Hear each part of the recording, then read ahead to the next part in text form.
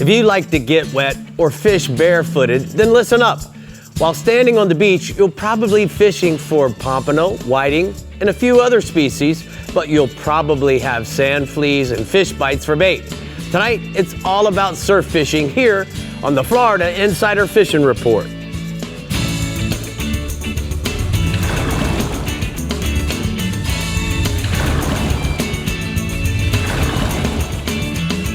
Welcome to the Florida Insider Fishing Report, presented by Yamaha.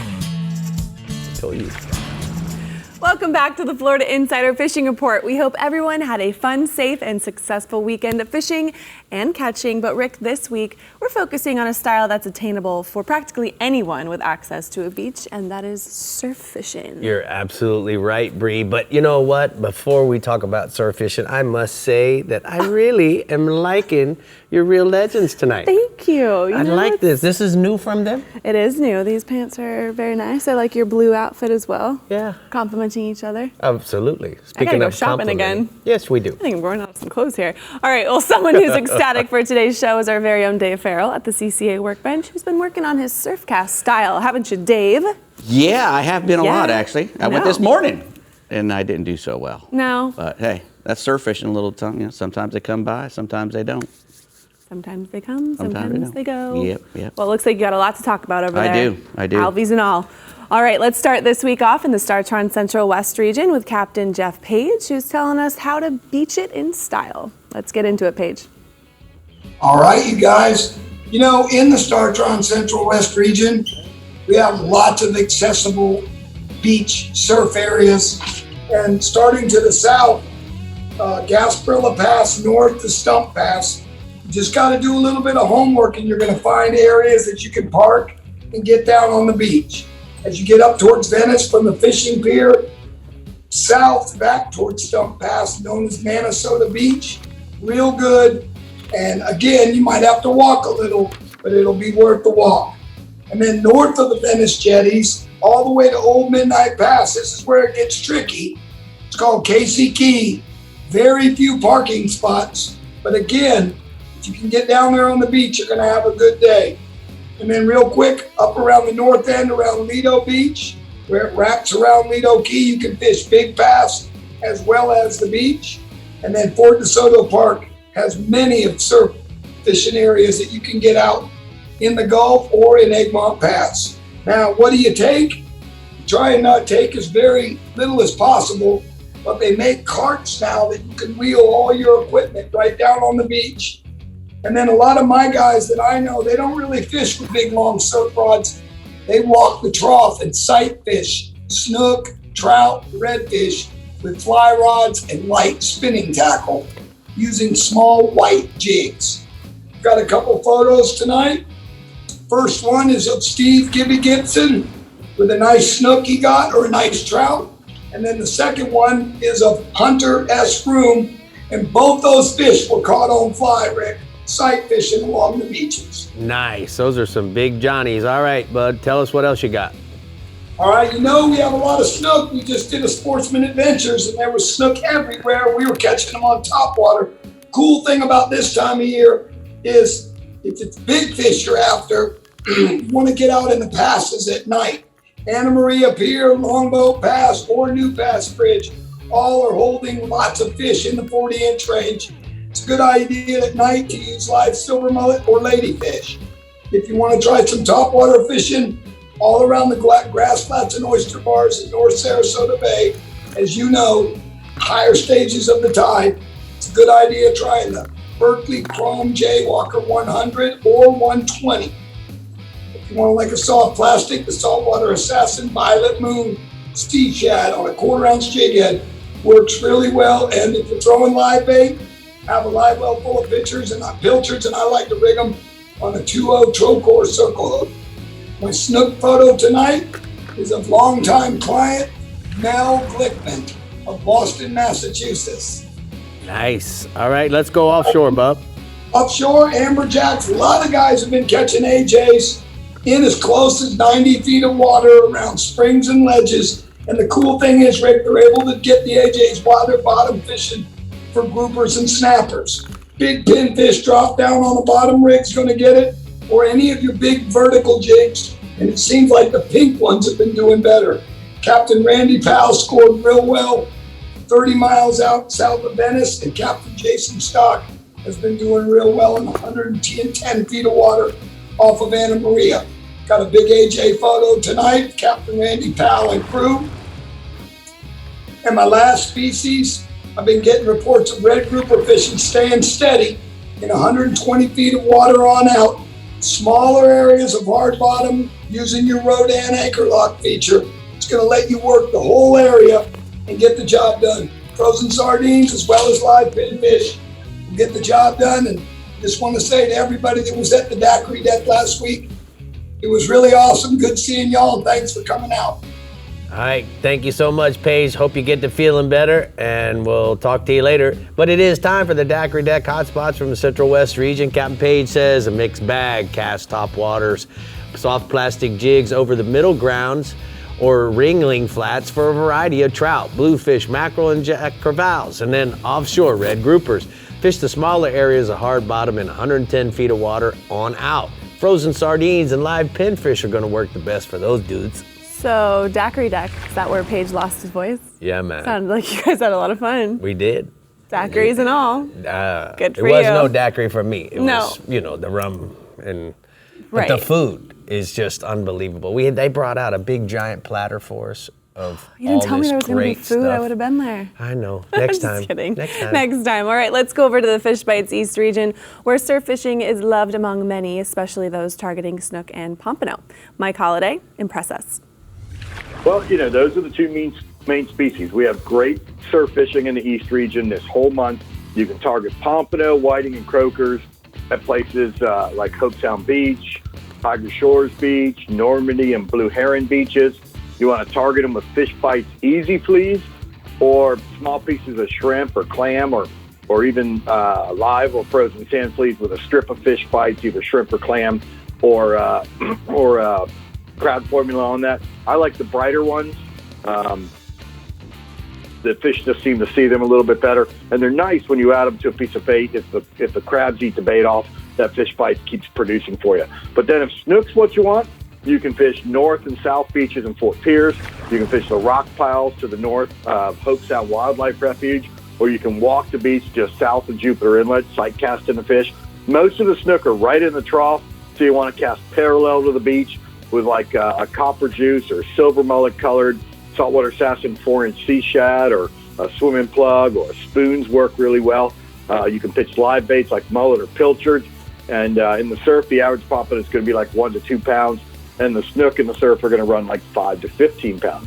While we're talking about snook, we're starting to see threadfins and pilchards showing up inshore in the Indian River, and along with the spring mullet run, that's got the snook lit up along the seawalls and docks of the Loxahatchee River, the intercoastal waterway near Hope Sound, the North Fork of the St. Lucie River, and around North and South Bridges in Fort Pierce and the Indian River. You can start your day throwing topwater plugs, swimming plugs, or saltwater assassin dye dappers in gold and black or silver and black colors, depending on the watercolor. As the sun gets up, you want to switch over to live bait, pitched up tight to the seawalls, or fished around the boats and the docks that are alongside those seawalls. At night, there's been a good snook bite around the fenders of the Roosevelt Bridge in Stewart, and also at the catwalk on the Jensen Beach Causeway. In those areas, you can throw big swimming plugs, a live mullet, or R&R flare hawk jigs. The average snook in my region is going to be 5 to 12 pounds, but we're seeing big fish all the way up to 25 pounds right now. I got a photo. That's Brock from Maine. He caught that nice snook on a live croaker. He caught that fish in the St. Lucie River fishing with Captain John Young. All right, let's go offshore, Hollywood. Well, it's the end of April, which is as prime time for kingfish as it gets in my region. Last night was a full moon, so the kingfish bite, particularly for the larger fish, has switched over to a nighttime bite with the fish firing up as soon as the moon rises. You can fish like the 6 Mile Reef in Stewart, the Loran Tower Ledge off Hope Sound, and the drop-off on the reef in Jupiter. All those have been very productive this week. There's still a lot of smaller kings around during the daytime, and they're everywhere in the whole region, from the Vero Cove to the Offshore Bar in Fort Pierce to the Kingfish Hole off of Hope Sound. Just find the bait schools at 100 feet of water or less, and you'll find the kings. Most of the kings eating during the day are schoolies, less than 15 pounds. But the fish at night have been huge, some over 40 pounds. Most of the guys are fishing either Spanish sardines, redfin, blue runners, or goggle eyes on a number 4 wire stinger rig. Now, the other bite, the mutton snapper bite's fired up in both Martin and Palm Beach counties on the back of this full moon and along with the kingfish run. So places like the Sand Pile, the 6 and 8 mile reefs, the Loran Tower Ledge, all those areas are on fire, as is the 85-foot reef off Jupiter and the 110 to 120-foot reef out of Palm Beach. There's also been good numbers of mutton underneath the kingfish schools that are feeding on the pieces of bait fish that sink to the bottom. When the kings come through and bite their tails off, the rest of the bait sinks down. The muttons are eating those. Mutton snapper, you want to remember, are notoriously leader shy.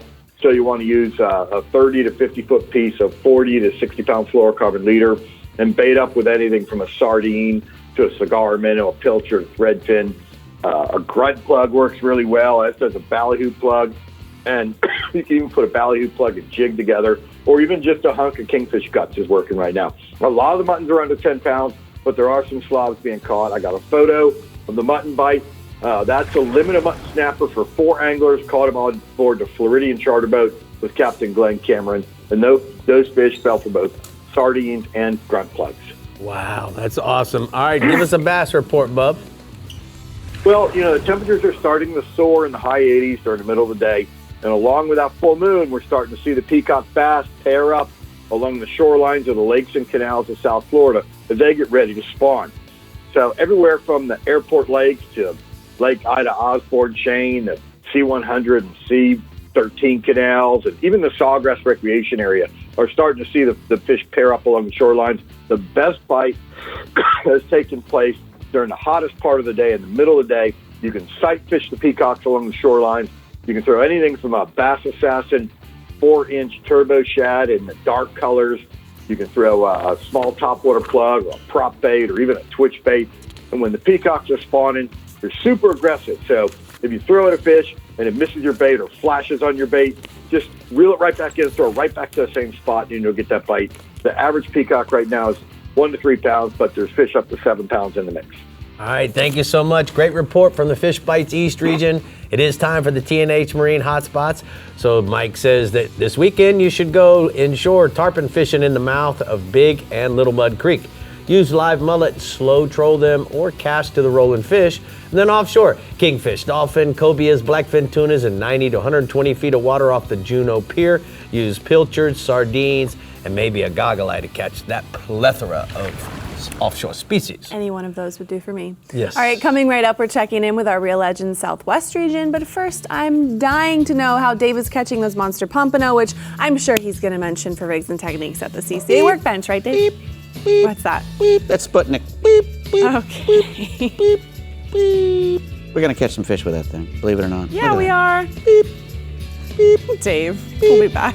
Beep. Rick's- The Florida Insider Fishing Report is brought to you by Yamaha. Reliability starts here. Contender Boats, always in the game. Fenwick. SiriusXM Marine. Weather, fishing mapping, entertainment. Penn. Let the battle begin. Stiffy. Innovators in shallow water performance. And Daiquiri Deck. Sarasota's favorite place to meet. Reliability. Yamaha is known for it. And it's something boaters value, because these days, few things are built to last. When we find something that is, we hold on to friendships, traditions, outboards. Because every second on the water is sacred. If you count on having this time, you need an outboard you can count on to power it. That's why boaters choose Yamaha for the long run, for life. Because reliability starts here. What started in the flats and bays has migrated offshore. GPS-guided trolling motor technology has moved to boats in the 35-plus foot class and allowed anchoring capabilities on most center consoles in any depth of water. From snook and redfish inshore to grouper and swordfish way out deep, Rodan Marine Systems has a GPS anchor to hold your vessel on location. Set it, forget it, catch more fish.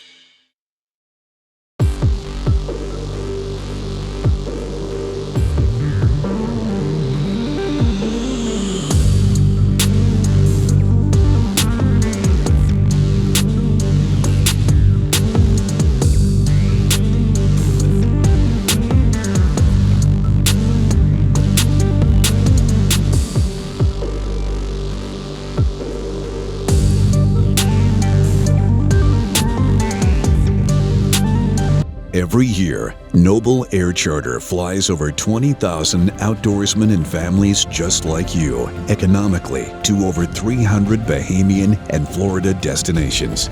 Noble Air Charter makes a substantial investment improving booking and aircraft route planning to create the most affordable and economical flight possible. And tomorrow, Noble Air's team will rise to the challenge to raise the bar yet again.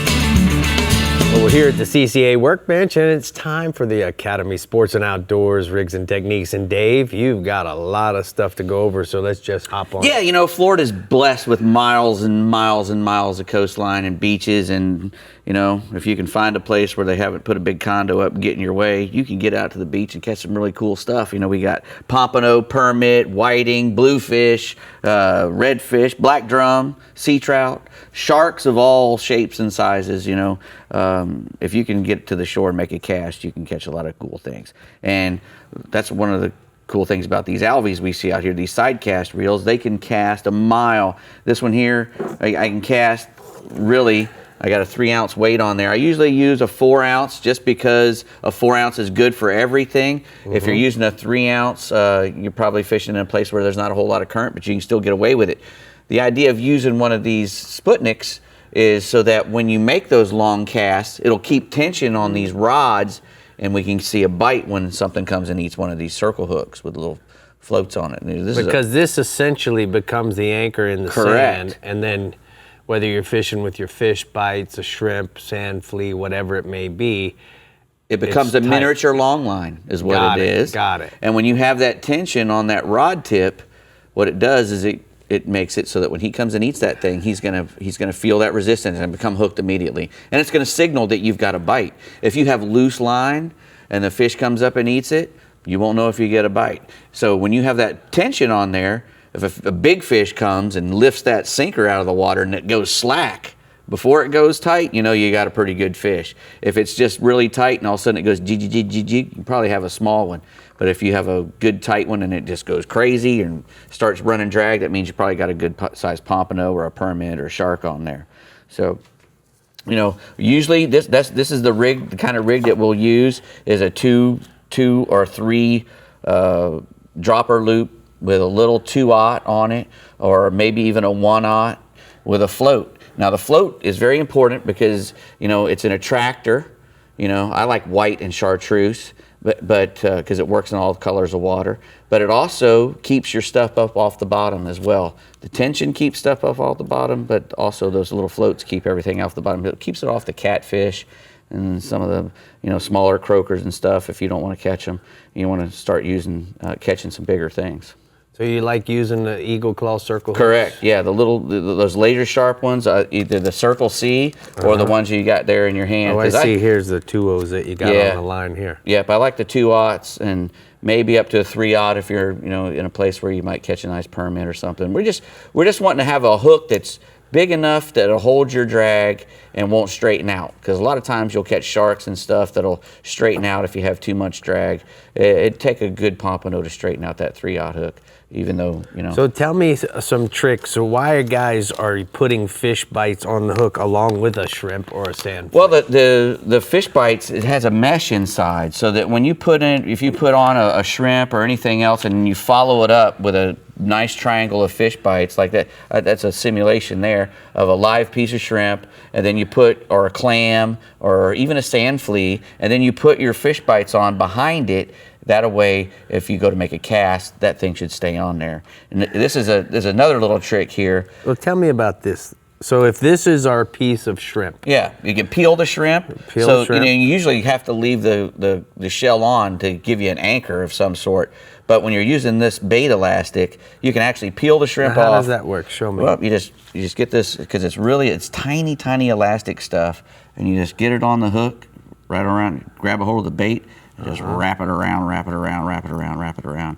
And then once it gets on there tight, you pop it off, and that stays and holds. It helps hold the bait. It holds the bait on there. A clam, a shrimp, whatever you put on there, any kind of, you know, gushy live bait that you have a hard time keeping on the hook, this stuff is a miracle. And then, you always And follow then it up with a then piece you would of. take a piece of your fish Correct. bites and put it on there so that, That's going to make it even better. yeah. The fish bites, what's so cool about it is that the more it's in the water, the more it starts to dissolve and Correct. put off all the cool That's a smell. real popular color right now. This is the Easy Clam in the coquina color, and this has been a really hot item up and down the East Coast. We've had a lot of pompano, pretty sporadic, but there's been some big ones. Melbourne Beach has been good. Hutchinson Island has been really good. But they've been moving around a lot, Now, quite a bit. notice you have these diamond swivels. What are you using the swivels for, Bub? When I'm making any rig, I like to have a really good ball bearing swivel on each end. I usually put one of these tournament snaps on the main line. So then I can just snap off, just put a new rig on. If a rig gets destroyed, I can just use one of those. And I don't even have to worry about the barrel swivel that comes on the rig, because I buy a lot of rigs and they come with a barrel swivel on the top. And a barrel swivel, while they just don't really turn that well under a good load. They're a lot cheaper, so that's what people use. But I like to use a ball bearing swivel, especially when I'm using these alvies. I'm making these incredibly long casts, and I don't want my braid to spin up when I'm reeling back in. Right. If I fish on or just having bait, if everything's spinning freely, then it doesn't spin up your line, and that can be a pain in the butt. When it's windy and you're on the beach and you're using braid, because the lighter braid that you can get away with, the longer you can cast. And a lot of times in this surf fishing game, the guy who can make the longest cast wins. You want to be able to cast 300 feet. Yeah. Over that's the bar. A long cast, man. Yeah, 100 yards. That's a lot of good tricks, huh, Brie? It is. When did you add the tying up the shrimp to the hook thing? Just recently. Okay, that's a new one. That's how you caught that monster pompano, huh? No, I didn't. Actually, Yeah. it was fish bites only. Fish bites only. That Well, was there a you fish have bites it. only, easy flea. Easy Flick. There you go. The Real Legend Southwest region is a fantastic place to surf fish, where you can target multiple species from a variety of spots. So let's listen up to Captain Ronnie Houston to get the details. Well, like always, it's a pleasure being here. And one of the best things about being in the Real Legend Southwest region is there's plenty of access throughout the area from Marco Island, actually all the way to Stunt Pass. Now, depending on what time of year it is, these fish are going to migrate up and down the coast, like tarpon, snooks, sharks, mackerels, pompano, etc. Now, a couple key things are there's generally baits all up and down the shorelines, big or small, and all you need is a small 4-foot cast net to catch these baits.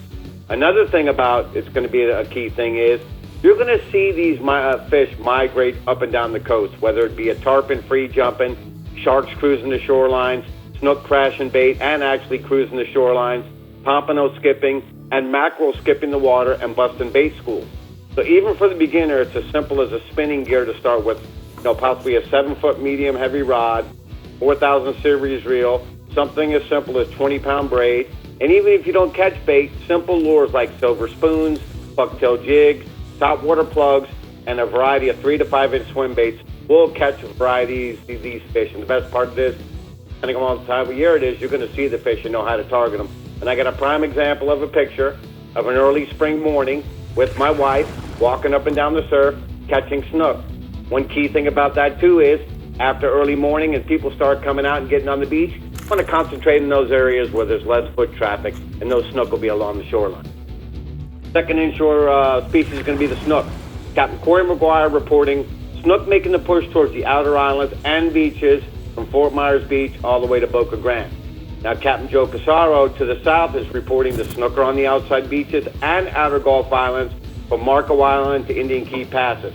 Now, both captains are telling me they're using live pilchards and pinfish when they can get them. But with the passing of this full moon, I've been fishing at night from Marco to Fort Myers Beach, and I've just been targeting intercoastal docks and seawalls. And the time I put in the off season and the time I'm putting in now, I'm using the new Berkeley Cutter 90 Shallow, and the two good colors I've been using are the clown and the chartreuse shad, or simply the root beer bass assassin shrimp. One of the main things about getting a bite on both the lures I talked about, current's going to have to be the key. And I got a picture of a nice oversized snook that was caught while fishing the outside Gulf with Captain Joe Casaro. Now, in the offshore report, the red groupers.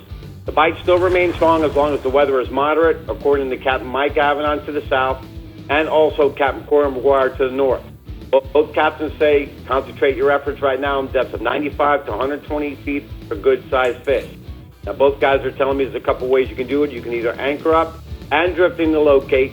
Weight's going to be important, especially with the current guys. Like I always say, 6 to 10 ounces of weight, have a variety of them. Cut baits are pretty simple, like herring, sardines, and squid. If you can get the live sardines and pinfish, those also work as well. Both these guys are telling me just concentrate on areas of hard bottom.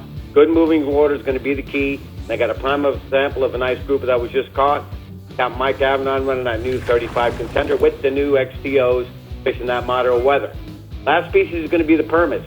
Great reports all throughout the region. Okay, it's a pattern. Clean water and moderate weather anywhere from Boston's River to Boca Grande. The Captain Brian Sanders to the south, as well as Captain Corey McGuire to the north. Both are telling me, as close as 7 miles out to 25 miles, concentrate on nearshore wrecks, towers, and artificial reefs. You get out there early enough, look for the schools on top, or you can simply anchor up live crabs free line with a little weight, or free line with a little weight just to see where they are in the water column. They got a prime example of a nice permit that was just recently caught. Wild fishing with Captain Brian. Winds look like they're going to be to the east, northeast, southeast for the weekend. Not really any rain. Get out, catch you some fish. All right, thank you so much, Ronnie. We're going to go ahead and take a look at the Catty Can hotspots from the Southwest region. He says inshore redfish, Pavilion Key to Lossman's River on the outer Gulf Islands on the higher stages of the tide, using live pilchards or cut ladyfish and topwater walk the dog lures. And then offshore, kingfish report is consistent from Fort Myers Beach to Stump Pass, 50 to 75 feet at the wrecks and hard bottoms using live herring and blue runners for those kings. All right, Rick, well, it's time to get ready for the CCA Homestead Banquet and Auction coming up May 20th at the Homestead Miami Speedway with featured guest Ron McGill from Zoo Miami, along with great times, good food, and of course, conservation. Tickets are going fast, so if you would like to attend, head to our website, FloridaInsiderFishingReport.com, and scoop some up. They're going fast, right, Rick? I'm not lying. I don't know if there's any left. I need to check on that. Oh, well. You got your ticket? I might have a ticket for you. Thanks, somewhere. Okay. Thank you. We're getting ready to cast into the R&R Tackle Southeast and Real Legends Central East regions when we come back right here on the Florida Insider Fishing Report, so stay hooked. The Florida Insider Fishing Report is brought to you by Power Pole, Total Boat Control, Berkeley, your fish, our science, Bajío, fresh eyes for a rich life, Blue Water Outriggers, everything for your outdoor adventure, R&R Tackle, from our tackle box to yours, Florida Coast Equipment, Florida's largest Kubota dealer. Visit one of our 4 locations or online at floridacoasteq.com. And Garmin, plot your paradise. An entirely new species of extreme predator is moving offshore. The Yamaha 5.6-liter V8 XTO offshore outboard. Extreme big block thrust and power in the industry's first direct injection 4-stroke. Quiet, efficient, powerful, and proven Yamaha reliability. More than an outboard, it's a fully integrated power system. The all-new Yamaha V8 XTO offshore.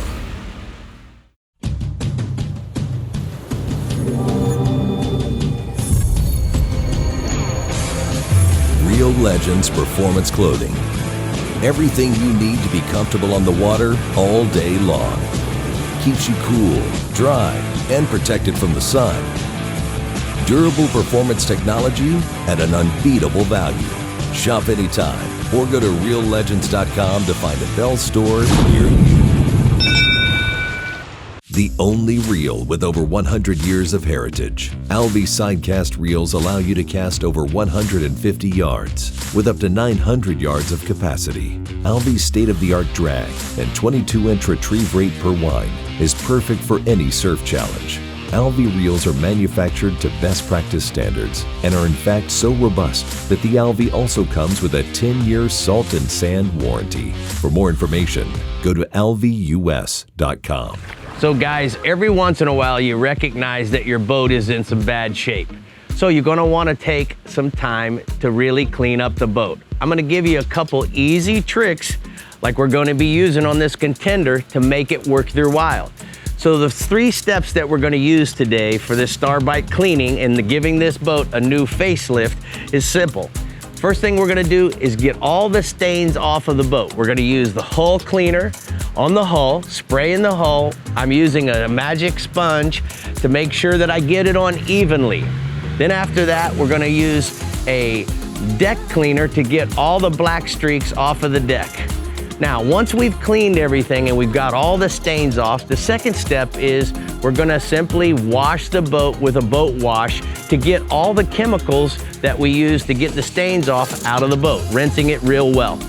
Then we'll bring it in, put it in the garage so that it's in a cool environment, dry it off, and then we're gonna come along with the Premium Restorer Wax. Now we've chosen the medium to heavy oxidation because this boat's been living in the sun. We want to get all that oxidation off of the console and along the top of the deck where it's been really exposed, and that'll clean it up quite nicely. Then we're going to come back with a premium wax that Starbright makes, and that's going to seal it so that it lasts a long, long time. Don't try to substitute it with anything else because Starbright has spent hundreds of thousands, if not millions of dollars to make sure that you have the right formula for the right application. If you got any questions, you can certainly go to starbright.com and check out all the different products that they have. Living up to their name, right? So you know, Brie, I know there's a lot of dudes out there that need to clean up their act. Starbright's got exactly what you need. Does that work for any type of act or just boat act? Just Dirty go to boat act. starbright.com and get whatever it is you need. Tell them Rick sent you. Rick sent you, there you go. And maybe Brie. And maybe me. Surf fishing is always an option if there's a beach, so let's hear what Captain Jimbo Thomas of the R&R Tackle Southeast region has to say on the subject. Tell us what we're catching from where, Jimbo? You got it, Bree, and hello, Rick and Dave. And hey, that's a good-looking boat you guys were cleaning up. Yeah, man, that was Jimbo's boat. He lent me his boat for a camera shoot. He's like, no problem. And guess what? It came You're back welcome brand to new. use it any time. It came back better than it's ever been. So it's all good. But let's talk about fishing. You know, I don't believe too many anglers think of the Southeast region as a big surf or wade fishing destination, but there are plenty of opportunities for both. Now, most of the beaches throughout the region, they're fishing friendly, but you want to get out there early before the beach gets too crowded. And then long surf rods, they're not really needed, since most of the fish, they're going to be caught right in the surf, right off the break pretty much. In the fall, the bait will be coming right down the coastline. Chasing those bait will be tarpon, snook, jacks, barracudas, and sharks. Those can all be targeted using medium spin outfits with both live and artificial baits. Throughout the rest of the year, look for any signs of bait, and there should be snook and tarpon close by. As for wade fishing, a lot of the bottom throughout the region, it's like quicksand, makes it pretty hard to walk through, but a couple of spots come to mind in the south end of the region. One is Matheson Hammock, which has a good wade fishing for bonefish, sea trout, and barracuda on both the north and south sides of the park, and then off Hobie Beach along the Rickenbacker Causeway, where there occasionally are bonefish and tarpon caught.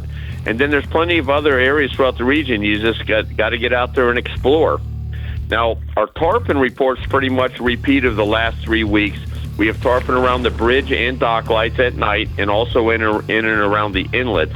Around the bridges, look for those tarpon feeding along the shadow lines on the outgoing tide. If you can find a color change or rip, that's where the bait's going to be coming through. That's where those tarpon are going to be feeding. Then around the inlets and off the beaches, live crabs, mullet, and live shrimp have been the best baits. If the water's real clear, you want to scale down with lighter leaders and smaller hooks. Now, all the fishing around the bridges and the inlets, that's taking place in the evening. But during the daytime, some of these same fish are being found in and around some of the deeper holes in the bays along the Intercoastal Waterway. Those tarpon in the daytime, they're eating live crabs and live baits, as well as swimming plugs and even flies. Now, the offshore fishing in the R&R Tackle region has been anywhere from good to great this week. Fishing for blackfin tunas, it's been getting better by the day. The tunas have been hitting live herrings, goggle eyes, and sardines. You want to fish them under the kite, or you can flatline them. Best depths have been in 120 to 200 feet of water. If you can find some blue water and some north current, that's where it's going to be the best. Now, most of these tunas, they've been in the 20 to 25 pound range. We've been catching them on 20-pound tackle using 30 or 40-pound fluorocarbon leaders, 5.0 to 6.0 circle hooks. Now these tunas, they've been biting throughout the day, but first thing in the morning and then late in the afternoon, just before it gets dark, or if it's an overcast day, that's when they're going to bite the best. Now, down here in the Miami area, we've been struggling to find any pilchers lately, but if you can find enough bait to live chum with, shouldn't be any problem getting some of those nice tunas to bite. And then along with those tunas, there's been some nice-sized kingfish showing up, with most of these kingfish being in the 10 to 15-pound range, but there have been some larger fish mixed in. Best bite's been in 100 to 140 feet of water, live herrings, pilchards, goggle eyes, fish them under the kite or on the flat lines. On both the kite and the flat lines, we've been adding an 18-inch piece of number 4 or 5 wire leader to prevent any cutoffs. Then on the kite baits, we like to use circle hooks, but on the flat lines and the deep lines, we've been using number 2 kingfish treble hooks. And if you can get some big baits like a live speedo or a blue runner, double hook that with a couple treble hooks, free line that out there, that's where you're going to get those real big kings. Now the fish have been biting throughout the day, but just like those tunas, if you can get out there on the water early in the morning or fish late into the afternoon, that's when you're going to have your best shot at one of those big kings. Now I got a photo here. This is a good group of guys I had out from Panhandle in Florida last week. They fished with us 2 days, and throughout the 2 days, we had a nice catch of kingfish, blackfin tunas, sailfish, and in that photo is a huge rainbow runner. I didn't check the record book, but that's a big one. Nice. All right, Jimbo. Great report. We appreciate it very much. Now we're going to go ahead and take a look at the hot spots from the R&R Southeast region. He says, inshore, look for the rolling tarpon or the marks on your fish finder in your local inlet. Drift small crabs or live mullet for tarpon up to 100 pounds. And then offshore, drift or slow troll or kite fish, live herring, sardines, or goggle eyes along the edge of the Gulf Stream in 90 to 250 feet of water for a mixed bag of blackfins, sailfish, mahis, and maybe even a kingfish. Toothy critters. All right, let's get our Real Legends captain, Jim Ross, on the line, who has a very important tip for those who plan on getting their surf fishing on this weekend. So, Jim, enlighten us. Well, I'll tell you, surf fishing has been really good in my section of the county, section of the country, if you will, with one stipulation. You've got to fish in an area where they're not doing beach renourishment. So where those areas are being, that sand's being pumped onto the beach in those areas, it's very turbid. So the whiting and pompano and black drum and margate tend to stay away from those areas. But if you can stay away from those areas, there's been lots of fish. Playa Linda Beach, as an example, has been a hot spot. Now, oysters, clams, and shrimp, fiddler crabs, sand fleas, and of course, some of our favorites, the fish bites, are all very, very good to put on your hook. And anglers interested in targeting sharks are also having really good success on some of the recent trips.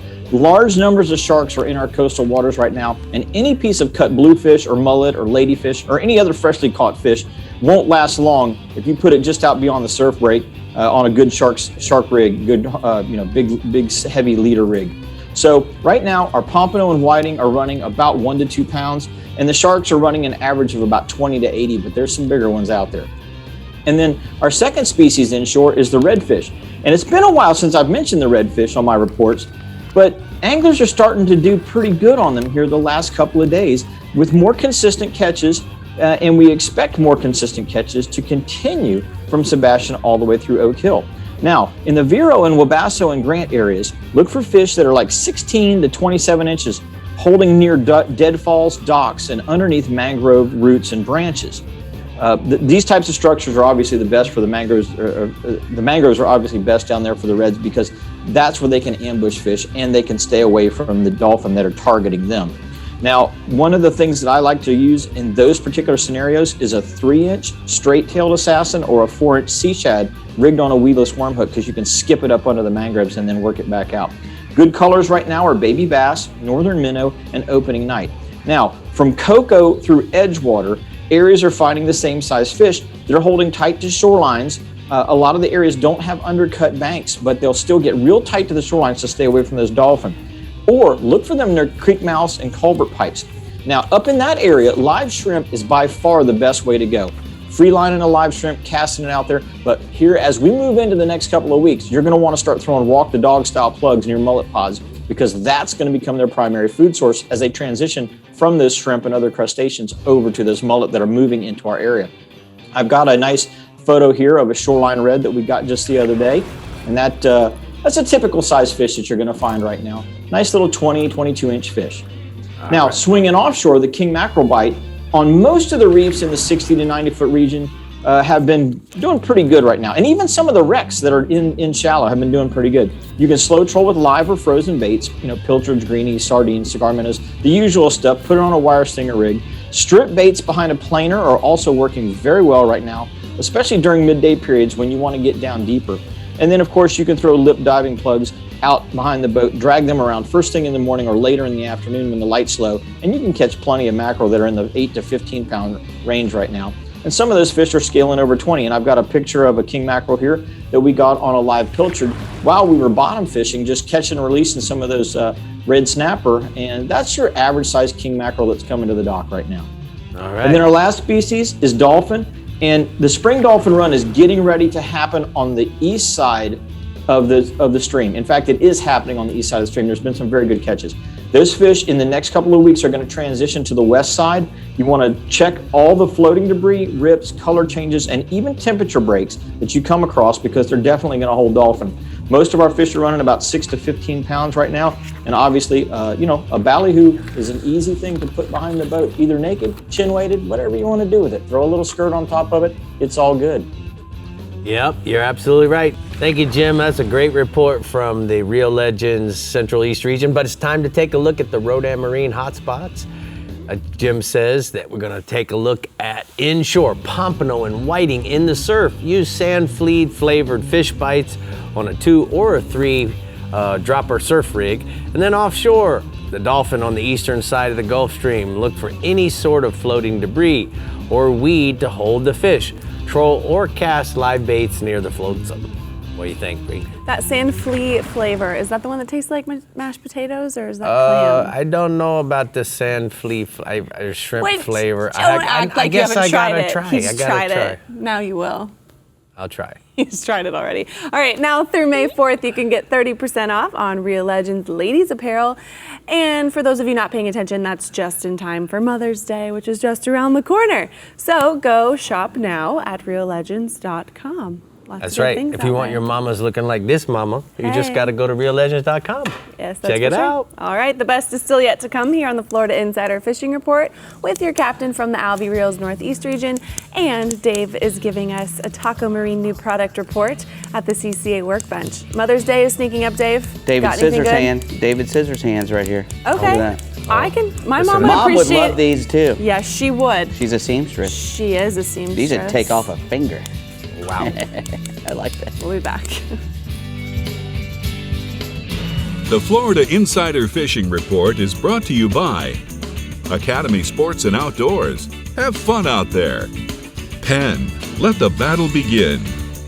Alta Equipment Company, where uptime matters. Ameritrail, load, launch, relax. Rodan, set it, forget it, catch more fish. Discover Crystal River, Florida. Bass Assassin and Saltwater Assassin. Best lures, period. And Maverick Boat Group, makers of premium boat brands Maverick, Hughes, Pathfinder, and Cobia. Yamaha's reputation for saltwater reliability is driven by the 4.2-liter V6 Offshore's 97% reliability and overall performance. Reimagined with new advantages like built-in digital electric steering for incredible responsiveness and exhaust rerouting for more powerful reverse thrust. The legacy of the reliable Yamaha 4.2-liter V6 continues, now more refined and capable than ever. Yamaha, reliability starts here.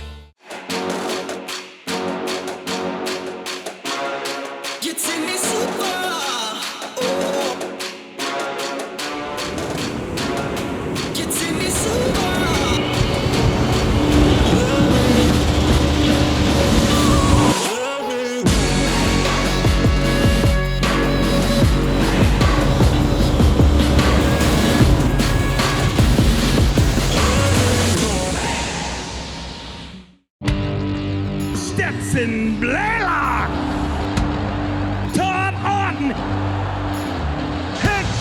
Let's go! Garmin Live Scope, I tell you right now, if you don't have it, you are behind. It's just wild.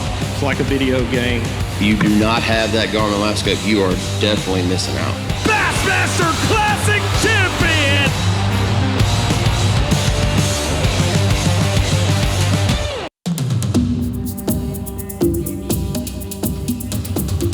It's one of the most ancient forms of hide and seek known to man. And nobody knows how to play the fishing game better than the backcountry guides and offshore captains of the Florida Keys and Key West. Ready or not, here we come.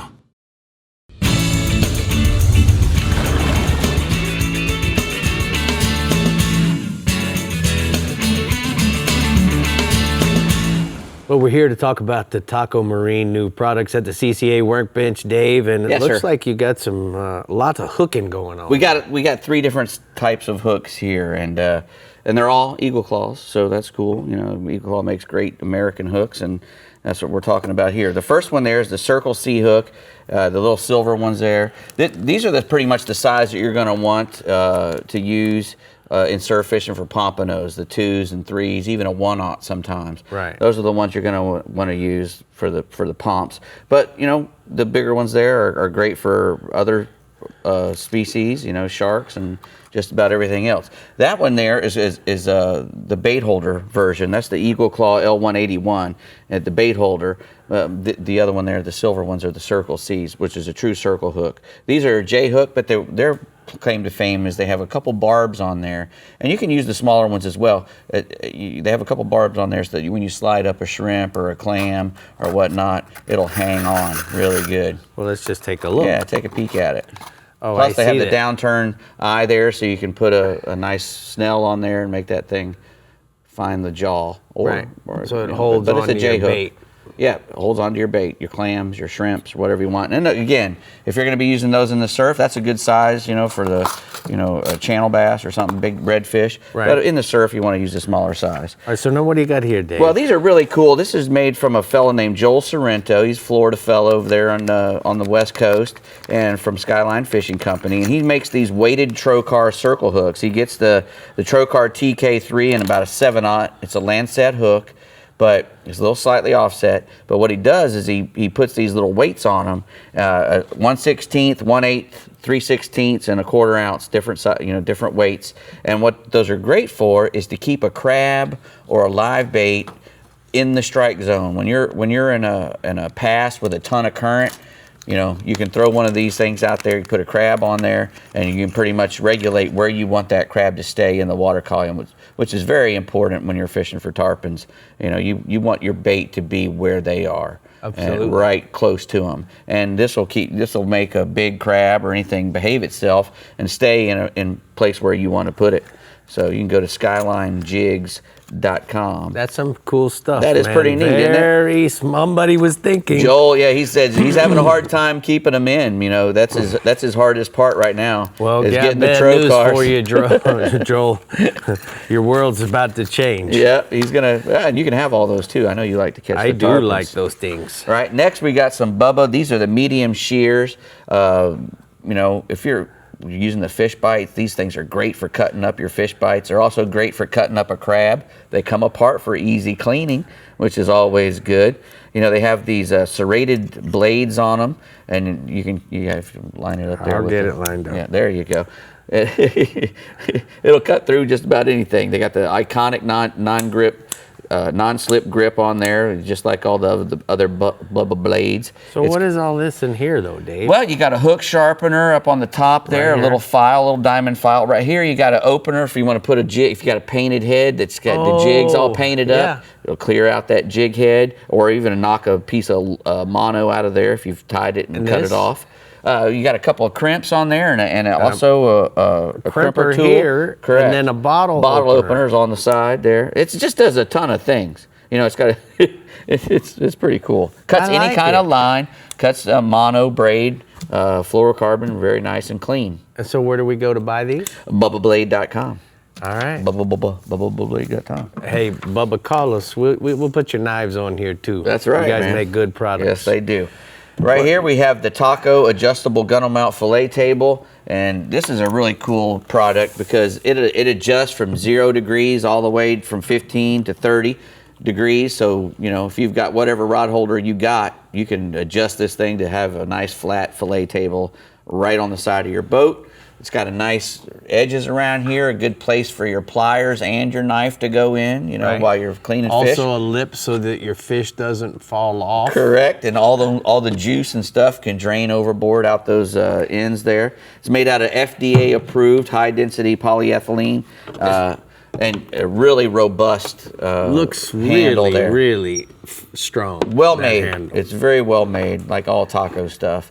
And you know, like I said, you got a big handle there, so you can really tighten it up and loosen it up whenever you want to. It's just the right size to store away in the front rod locker or one of your floor hatches on your contender. Right, and it comes, like I said, it comes in 20-inch or 30. This is the 30 one. Wow. So you know, you catch you a nice big fish. You can throw it up there, nice dolphin, and where are we gonna go to hack find at it? it?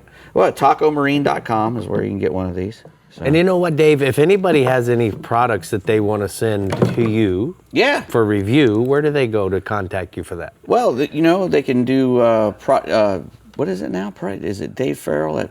I have no idea what it is now. Just send it to me. I I just set him up. Yeah, and you he did. doesn't fumble. Yeah, you did. I was going to give you my ferrelltackle.com. Yeah, Bree, does anybody see the football? We're tackle.com. looking for the ball. He just dropped the ball. He dropped the ball, but you know who didn't drop the ball is Bubba with those scissors. Those You're killing scissors me, are Whitey. amazing. Just trying to change the subject here.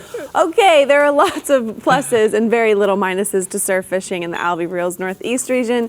So, Captain Derringer, give us some beach going tips, will ya? I'll give you some great tips, Bree. You know what? We love our surf fishing here in the Alvey Sidecast Reels Northeast region. You know, the great thing about surf fishing, you know, it's readily accessible to pretty much everyone. You don't need a boat. And even if the fish aren't biting, hey, you're already chilling at the beach. It really doesn't seem like it can be a bad time. Now, there's some things you can do to up your chances of catching some good fish from the beach. Having the right equipment, that really allows you to make a really long cast. That can be key in getting the bait to the right spot. You know, the Alvey line of surf fishing rods and reels, they can do that with ease. And just about every surf fishing angler that I've talked to this week has told me that long cast, that's going to be key to catching more fish. Now, you're going to want to place your bait in the trough on some days, and then right where the waves are crashing on others. Those waves crashing, that's going to stir the bait up, and that's where fish like pompano and whiting, that's where those guys are going to be hanging out looking for something to eat. Now, I spoke with resident surf fishing guru Noel Kuhn, and he tells me it's game on right now on the surf. Now, he's been catching a nice mixed bag of pompano, whiting, and black drum, as well as some of the big-time predators like the bluefish, the jacks, and all kinds of sharks.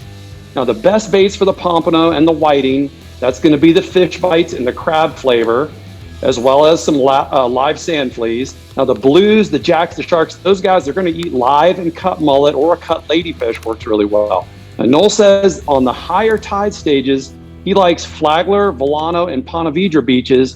And on that lower water, he's going to target the flatter beaches like St. Augustine, Jacksonville, and up there at Little Talbot Island. Now, Noel says spring through early summer, that's going to be when you're going to want to get out there. Things are going to slow down just a little bit once things heat up. And I've got a picture here.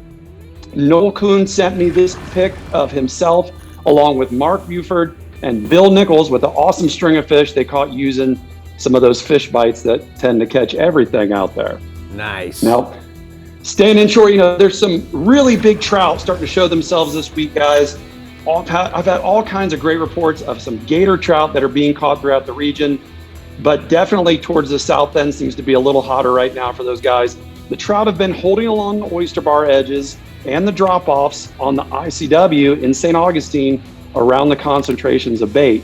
The shell bars from Pine Island south down to the Volano Bridge along the intercoastal, they've been great.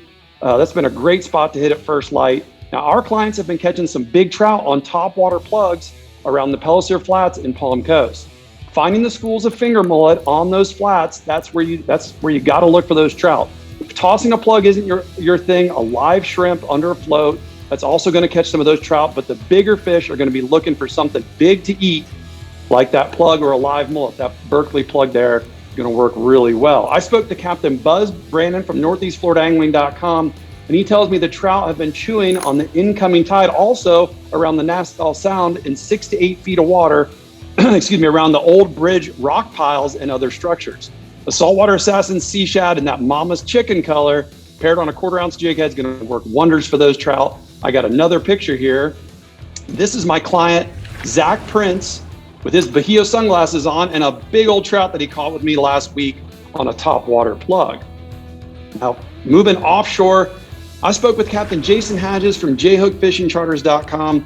He tells me he's going to be doing some grouper fishing for this weekend's opening of the season. Now, Jason said the grouper are hanging on both small and larger spots of live bottom, as well as on some of the wrecks. And he said most of the bigger fish, they're probably going to come from the deeper spots, but there should be some good ones in that 120-foot range as well. The best baits are going to be a large live grunt or a really big pinfish. Now, if you use a smaller pinfish, Jason says it's going to be eaten by one of those thousands of red snappers that are down there, so the bigger the pinfish, the better. Now, if you're fishing with dead baits, a whole Boston mackerel is probably going to be the go-to. So staying offshore, guys, the mahi, they're showing in better numbers and in bigger sizes this week. Again, Captain Jason Hadges, aka the Dolphin Slayer, he says the average size of the mahi is getting bigger by the day. He said he's hopefully looking for that wind to calm down a little bit, and if it stays from the south, it's going to get that grass bunched up a little bit better, and that's really when it's going to be game on. And Jason said he's looking for those weed lines, current edges, any kind of floating debris, and said that you may have to get out a little deeper, sometimes even over to the east side of the stream to find that stuff. You're going to look for the mahi bite to continue to be good over the next several weeks. And I've got one last photo here. This is Mike Van Ryan and his son Tucker with a big old mahi that they caught east of St. Augustine. Oh my gosh. You know, That is amazing. I remember the first time you grabbed the dorsal fin with your teeth on a dolphin. I think that was when we were filming in Marathon. That was many years ago. Now everybody's doing but it it. was not that large. Start a trend, Brie. No. She's She's a trendsetter. Trendsetter right here. Be careful what you get, though. You could be having a baby makes 5 or 6 in your house, Tommy. No, we're not setting that trend in the Derringer Not household. setting that trend, no. All right, That great trend's down report over there, here. Bub. Good report this week from the Alvey Northeast region. But it is time to take a look at the strike zone hotspots from the Northeast region. Our man Tommy says trout on the ICW banks from the Valero Bridge to Palm Valley. Top waters and subsurface plugs early, and then switch over to saltwater assassin paddle tails or live shrimp later in the day. And then offshore, mahis near the Gulf Stream throughout the region. Look for weed lines, current edges, and any kind of floating debris. That's Volano Bridge for all you readers out there. Valano, that's what I said, didn't I? No. What did I say? Valero, it's not a gas station, Rick. Oh, that's what threw me off. The Alta Construction Word Equipment association, you know. Keys region and Garmin Panhandle regions Valano. all have surf fish boasting to do. So make sure you stick around for those reports. And remember to keep up with everything fishing in Florida.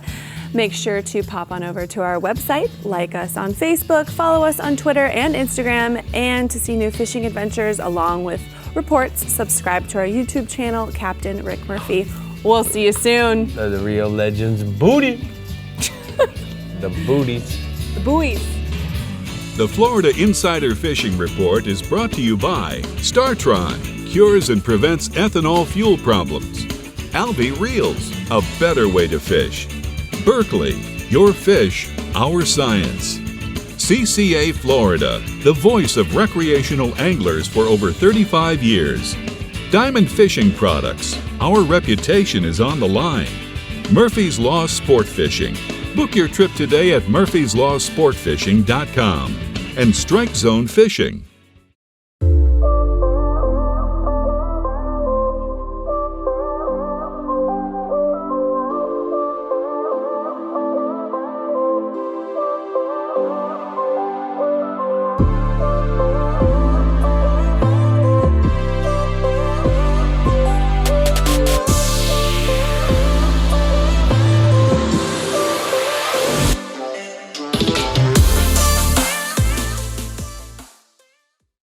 Finding a shoreline is easy.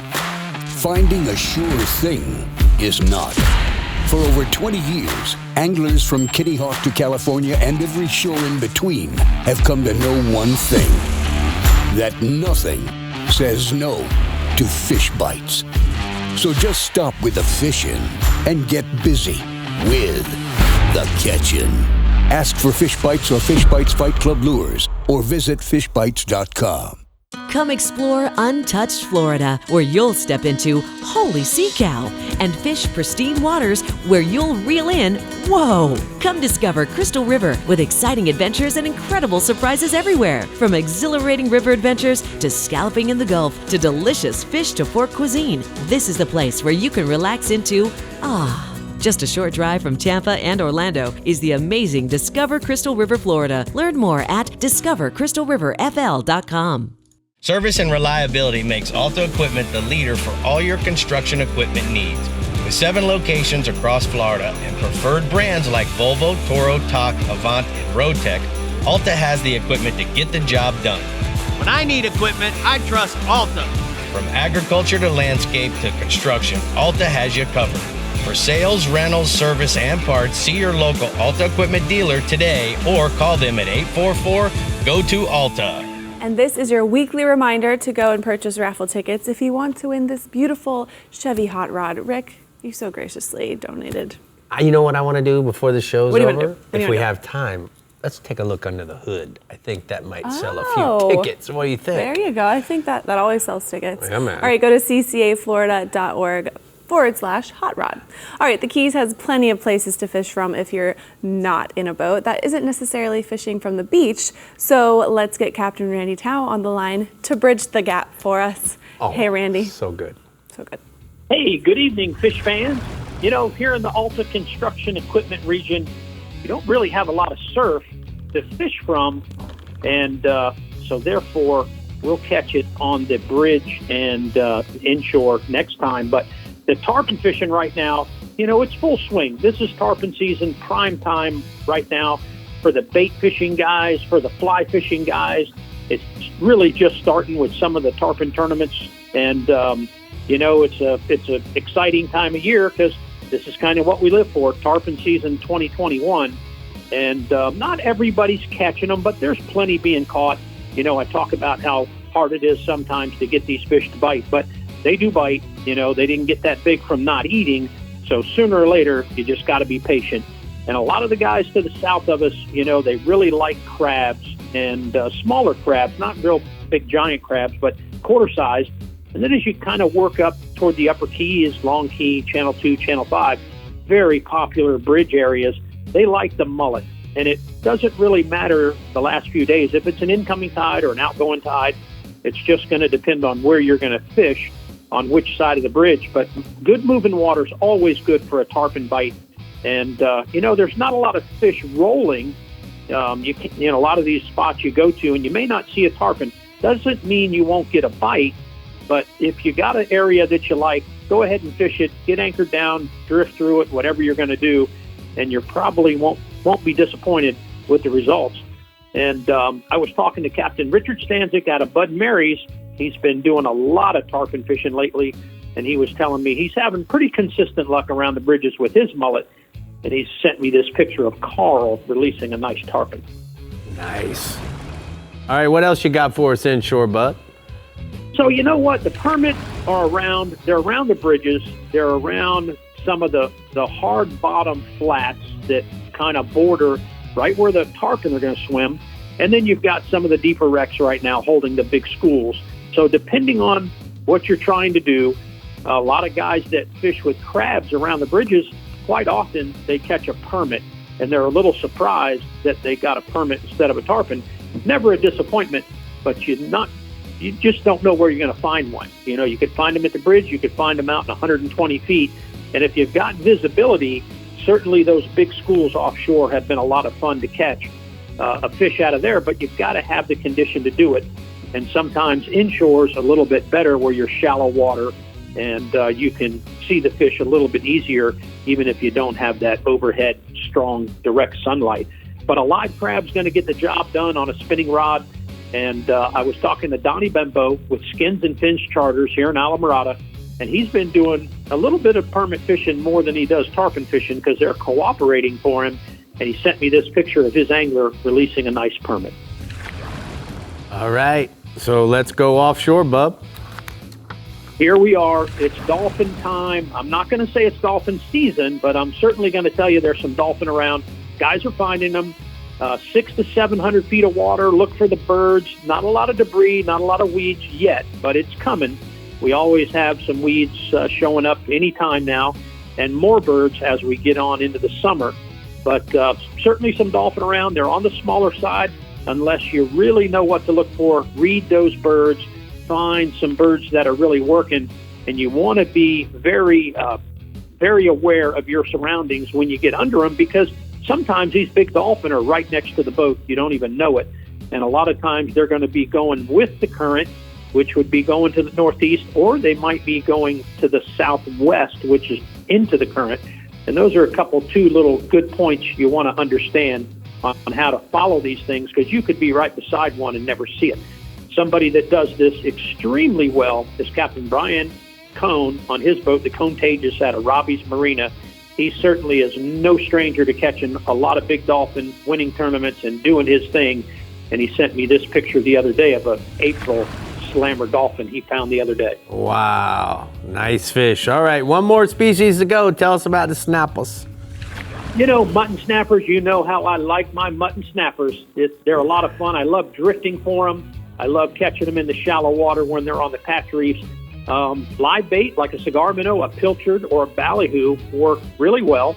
And if you're going to do some drifting, I like a long leader, 30 to 40 feet, no more than about 40-pound test and enough lead to get to the bottom will certainly get you some mutton bites. If you've got the conditions to move, you got to cover some ground. When you're fishing live bottom, one of the key ingredients there is to be able to move along the bottom, cover some ground, and find these fish.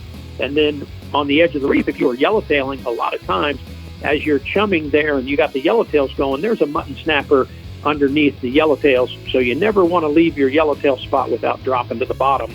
And Captain Pablo Rodriguez with Slam Time Charters out of Marathon is no stranger to catching bottom fish.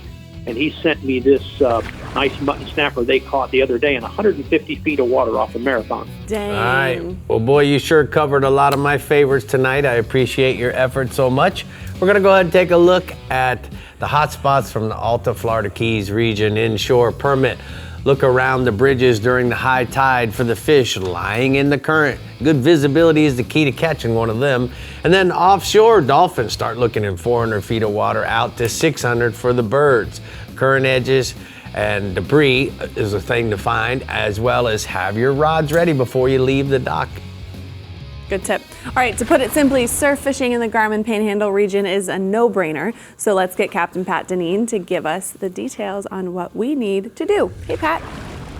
Hey, Brie, it might be a little bit of a brainer, but right now it's probably as easy as it can be. Right now is definitely the best time to be surf fishing on the Panhandle beach. We've got clean, clear water. It's a bit early for the June grass to be showing up, but what is showing up is plenty of pompano, redfish, Spanish mackerel, and bluefish. Dave Farrell, you need to get up here as soon as you can. We got excellent beach access throughout most of the Garmin Panhandle region, plenty of opportunities for surf fishermen. The set fishermen are fishing multiple rods from PVC sand spikes with chicken rigs baited with sand fleas, shrimp, and fish bites. But also ladder fishing is becoming more popular, and also it's very productive. And basically what you're doing is you're taking a 10-foot step ladder, you're wading out to that first sandbar, about waist deep water, and you set that ladder and use it for a perch to sight fish. And they're using classical pompano jigs, are very productive, but more recently wacky jigs and pink, orange, chartreuse, and white color patterns are producing good pompanos. And on the right days, just walking the beach with a backpack and a spinning rod can be good. Just keep that sun to your back, look for those flashes on that first bar, and cast jigs. And there's a photo of 7-year-old Chandler Pond. He fished last week with his grandfather, and they anchored the boat up right off the first sandbar, and they caught several pompano, including that one he's holding right there, and that's a happy young angler. You got that right. Hey, Rick, staying inshore back in the bay is red fishing is very consistent for both slot fish and bulls. Over in Panama City, the backwaters are historically known for their shallow water redfish, and lately it's been real good. Fish close to the grassy shorelines, pay particular attention to creek mouths, points, and also look for shorelines with a lot of wading birds. That's where the bait's going to be. Super productive technique is to fan cast weedless gold spoons ahead of you while you drift, pole, or trolling motor along. And most of those bay fish up there are going to be the slots or just oversized slots. And if you're looking for the bull redfish, Vincent Cole's Fremont Bridge has been producing this past week. Fish live baits on the bottom, or slow troll the bridge pilings with a deep diving plug or a live bait on a slip sinker rig to find where they're hanging out. And then moving offshore, amberjacks are opening up May 1st in the Gulf, and the deep wrecks and ledges are the places to find them. Don't leave the pass without a good supply of live baits, preferably hardtails, mullet, herring, or pinfish. And jacks are going to typically show in the water column above the wreck or the bottom structure that you're fishing. So figure out how deep they are, drop your bait at that depth, and then be sure to use a long leader so your bait has plenty of leash to swim about. The jacks, they want their baits, they like to chase down their baits. When you hook up, make sure your other anglers keep fishing. The hooked fish will often fire up the other fish in the area, and the other jacks will actually follow that jack that's hooked as it struggles, as you're catching it. You can also fish deep jigs like metal butterfly style jigs, and jacks up here are running all sizes from shorts to bullies. And then finally offshore, the mingo snapper fishing, especially in some of those deeper spots, the natural bottom particularly, where you're going to find the amberjacks, can be real productive things for the areas for the vermilion snappers. While jack fishing, have an angler or two, fish a 2-hook chicken rig baited with cut bait on smaller wire hooks. And in addition to the mingos, they can expect to catch triggers, white snappers, and other small reef fish. And those are all great eating fish to kind of fill out your fish box. A couple of jacks and some reef fish. All right, thank you so much, Pat. We're going to go ahead and take a look at the blue water outrigger hotspots from the Panhandle region. Pat says inshore, amberjacks on large metal wrecks using live baits. Try 100-pound diamond leader and a 9/0 trocar circle hook. And then offshore, Shell Island beaches for a mixed bag of pompanos, redfish, and Spanny Max. All right, our last region is up next in the Discover Crystal River Northwest region, so don't go anywhere. We'll be right back. Ooh, I've got more. Boy, you about got me right there. Well, I've got more to throw around these days, you know what I mean? The Florida Insider Fishing Report is brought to you by Yamaha. Reliability starts here. Fenwick, the Florida Keys and Key West. Come as you are. The IGFA, Fish for the World. Noble Air Charters, raising the bar yet again. Sportsman's Adventures with Captain Rick Murphy, fishing for adventure. Real legends, everything you need to live life local. And Taco Marine, troll the edge.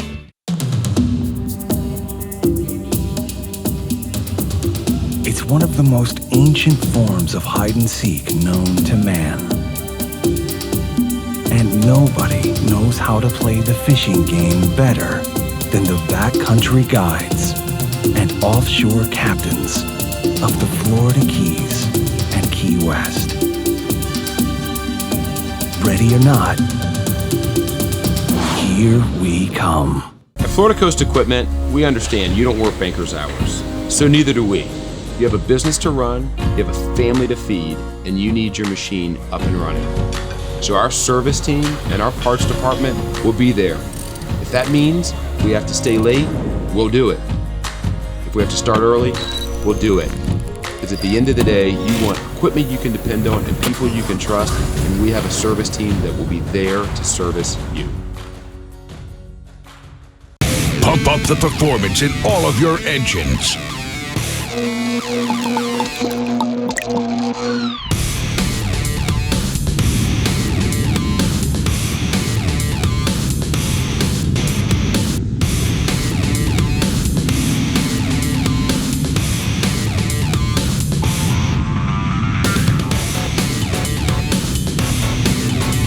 Kick your gas into gear with StarTron.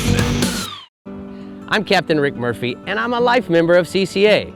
Why am I so involved with CCA, you ask? Because I want our fisheries to be in better shape for my kids and their kids. CCA is working to ensure the future of recreational fisheries and the rights of recreational anglers. The future of fishing starts today with you. How do you want to leave things with your kids? If you're like me, you'll want to make the right choice and go to joinccaflorida.com right now. Today's Power Pole tip is about the Sea Monster Network. As most of you know, Power Pole has always been a technology-driven company and will continue to innovate new products and technologies now and into the future. It was about 6 or 7 years ago that we looked at all the different technologies that were available on the market, but they all had limitations like Wi-Fi and Bluetooth. So we designed and built the Sea Monster Network from the ground up, specifically designed it for the marine industry so that anglers could wirelessly control everything on their boat from bow to stern. Now, it may not be as obvious as the Power Pole anchors on the back of everyone's boat, but it will soon be just as widespread. So, next time you're in the store and you're picking out your favorite marine accessory, look for the Sea Monster logo on those products. And that is your Power Pole tip. You know, the Charge is a game changer, just like the Power Poles were.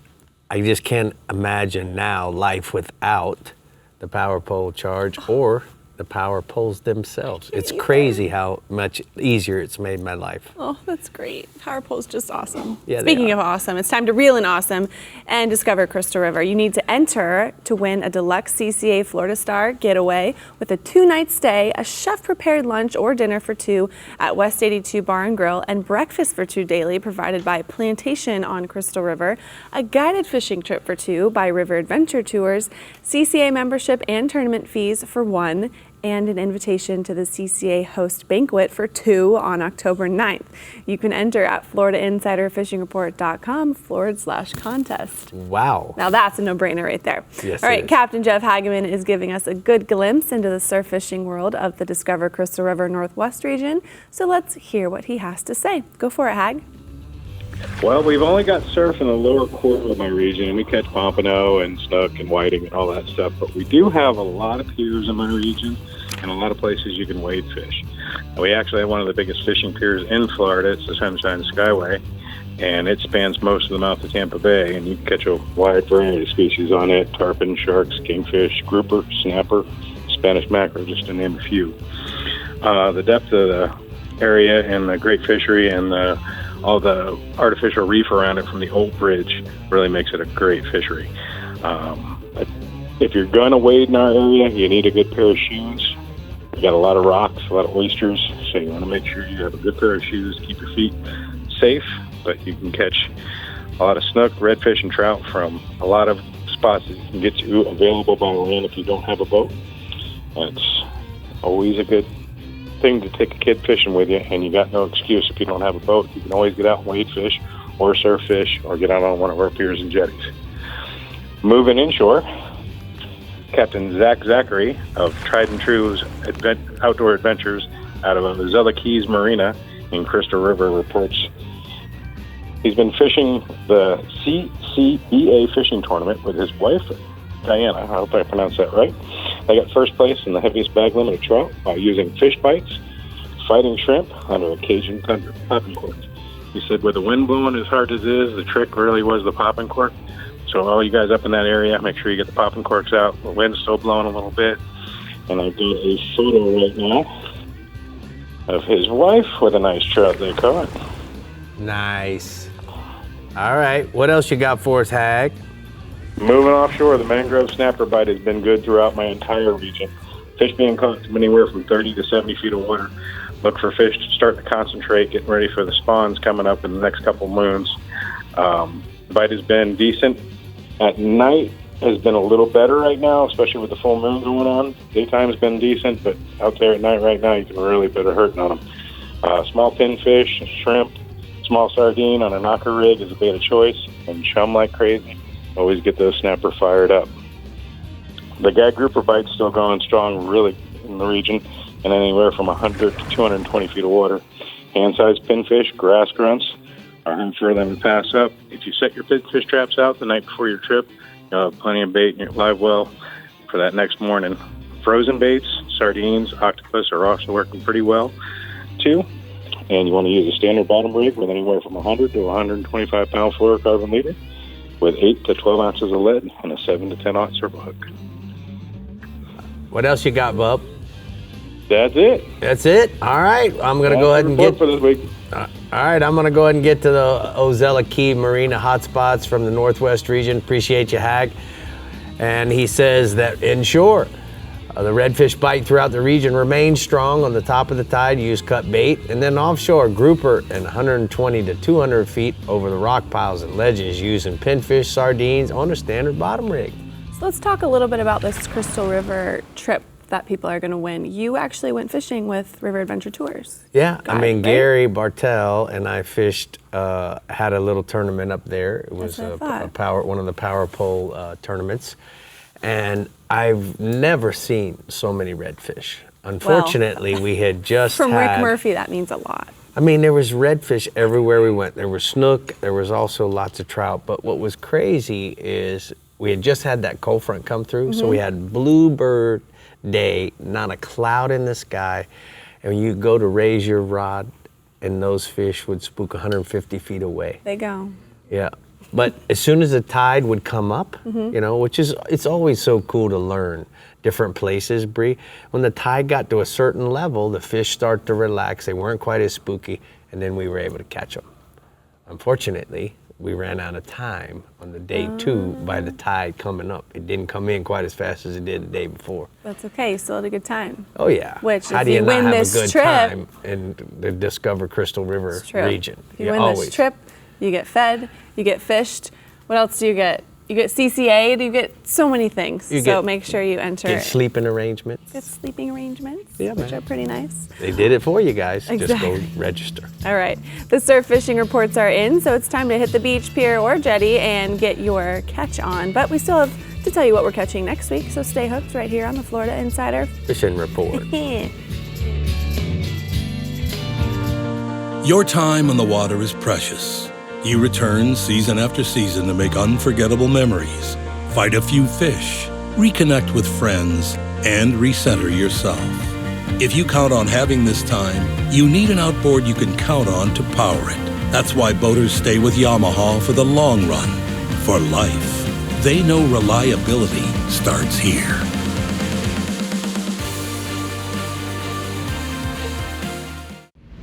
We are for those who know. Those who know that opportunity is nothing without preparation. Those who know that the right gear can make or break a day. Born out of a need for reliability, tested and proven on the Miss Brit charter fleet. From terminal tackle to all your live bait needs. Whether you're fishing for fun or looking to win a tournament, R&R Tackle has what you need to stay ready.